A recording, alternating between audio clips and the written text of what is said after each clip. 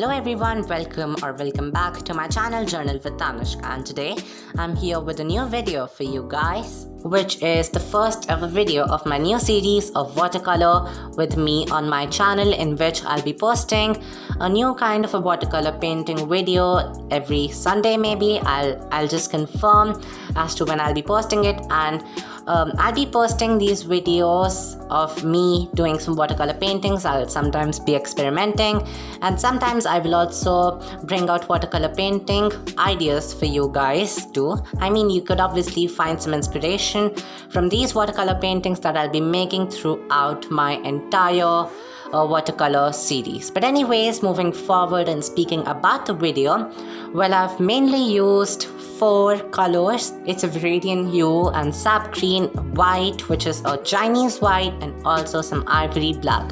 I started off with the sap green color, and obviously the plants look really good, especially when they are sap green in color. I mean, at least according to me, I really think that the plants that are sap green in color look really attractive. So, I mean, I even added tape, as the paper would end up just like buckling up. Therefore, I even added tape on the 2 sides, because I don't think it was worth it wasting 4 tapes on all the sides. Therefore, I just used 2 tapes on the top corner and the bottom area. So I made many leaves using a lot of water and some sap green watercolor. So I repeated the step again and again, and I actually even erased all the dark lines which I used made by the pencil, because watercolors are transparent, especially when you use light watercolors and add a lot of water to make it transparent. So I ended up erasing the pencil lines which were dark, so that the lines which I made with the pencil do not pop out a lot. I really wanted the colors to pop out more than the pencil, and I did not even make an outline so that I could hide those lines. So if you're also trying to make a transparent watercolor painting, I would recommend you either using a watercolor pencil or just erasing and making the pencil a lot lighter. But it does not mean you could even end up erasing the entire guidelines, as then you wouldn't have any idea of what to paint. So as you can see here, I have started using the sap green directly, and I've also added some Viridian hue here so that I could get that little leaf green kind of color along with the sap green mix. And it ended up looking really good, because if I would have just used the sap green there, then it wouldn't have been as attractive as much as it ended up looking after I used the Viridian hue green color, as it was shining too much, the paint that I was using, because of the light that was falling on it. Therefore, I ended up just reducing the light so that you guys could just identify that I'm painting colors and not white kind of paint anywhere that I was wishing to. And I think it really helped, and I think I was just doing this step again and again. This entire leaf kind of structure was just painted like this. Just make some light sap green, then you go ahead and paint the dark sap green, and then the color that you see right now is a mixture of Viridian hue, sap green, and black color, also ivory black. And I don't know if they're I didn't know that there were kind of subdivisions of even the black color, but yeah, I came to know it through these watercolors. I'm really glad they put these names on these watercolors, because I was usually a fan of oil pastels. I just made art using oil pastels, but as I got this YouTube channel, I got really involved into watercolors more than any other art form in this world, actually. And so I started using this, and I found this watercolors really good to work with, because when I look back at me working with my oil pastels, it was such a clumsy time making it. But that time I thought that oil pastels were the best, but now I think watercolors is the best. So I was just repeating the step again and again. I chose a place where I would add this really dark line, which could just help in differentiating between each and every leaf, and I think it did the work quite well. I think I added it barely on every leaf. I added it only on some leaves, because the other leaves were already looking differentiated from the others. Like I made some of them really light, especially in the background. And then I also used the white watercolor and also used it for making difference in each and every leaf. And then I also used it for the next step, which I wouldn't like to reveal just like now. Yeah, it was just adding shine to every leaf, as that would make it look quite like a realistic but cartoonish effect leaf. This plant is actually a plant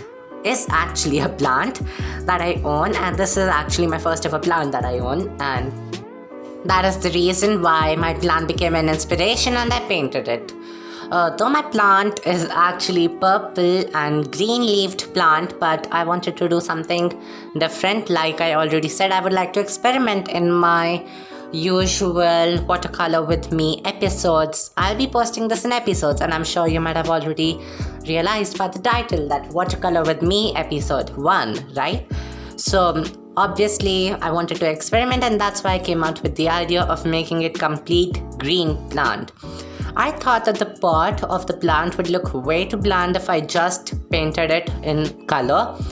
Therefore, I also ended up drawing this little leaf there. And I'm sure that must have added to the beauty of this entire plant, and I think it really did, for me at least. Obviously, black watercolor not effective enough to make the entire pot dark black. So usually I had to overlay like anyone else would do who has worked with watercolors. I mean, you can already see that it has started turning so undark. Light. And so I decided not to experiment a lot, especially near the leaf, because that was an important part. So I did not make the leaf also with black watercolor, or else I would have just ended up ruining it completely. Therefore, I next ended up using my dual-sided black brush pen which I own, which has this kind of a marker side, and then it has a signature pen. I'm sure you all must know the brush signature pen. So that kind of another side, which is usually like a very thin indeed brush nib, which is way too thin. I mean, you will just see it now when I just do the coloring of the leaf with that. So I use the marker tip mainly for those lines, and this is what I'm using right now, is the signature pen kind of a brush nib. It really can give you a lot of control for making details with the brush pen, but not really effective enough if you want to cover the large areas, nor is it that good at calligraphy. Speaking of which, right now I'm using my Tombow Inosuke soft tip for making the rest of the plant and just smoothing out all of those rough lines of my plant, the part of the plant which I made. And then I even made that little top section of the plant, which also ended up looking really beautiful. I also used my correction tape to correct. I mean, you can't see it really in the camera, but the leaf came a little uneven. So to make it a little even, I ended up using the correction tape, and it really worked good. I mean, I would surely recommend you a correction tape to be added to your stationery collection, because it's really so good. It corrects your mistakes in seconds of time. You don't even need to just worry to let it dry, or the whitener doesn't really allow you to work on it properly.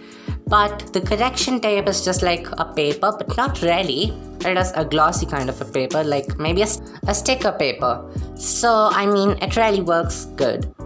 I also made these ethnic patterns for making the pot look really attractive, though this design is not available in the plant that I own. But I just use my imagination to create that over there. I also use correction tapes to even out the leaves where the mistakes were there. It came out a little rough, and I suppose I even did my signature right there with the gel pen that I just had.